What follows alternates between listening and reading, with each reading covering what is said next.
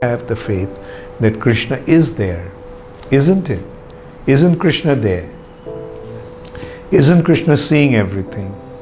Isn't Krishna registering whatever we have in our hearts? And if our intention to serve Him is genuine, then won't Krishna give us all the help? And the result is, whatever we do will be successful.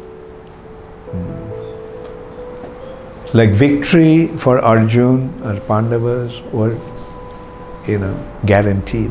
Krishna showed Arjun. All these people are dead. It's not that you have to kill them. They're already dead. Victory is yours. So that's what happens when you do things for Krishna. So do things. Whatever you like to do, do it. But do it for Krishna. If you like to fight, fight. But fight for Krishna.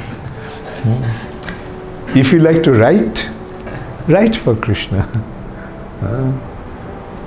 If you like to sing, sing for Krishna. If you like to dance, dance for Krishna. If you like to speak, speak for Krishna. You can do everything for Krishna actually. Whatever you like to do, just do it for Krishna. That's the meaning of Krishna consciousness. It's simply a matter of paradigm shift from selfishness to Krishna consciousness. Instead of doing it for my sake, let's do it for Krishna.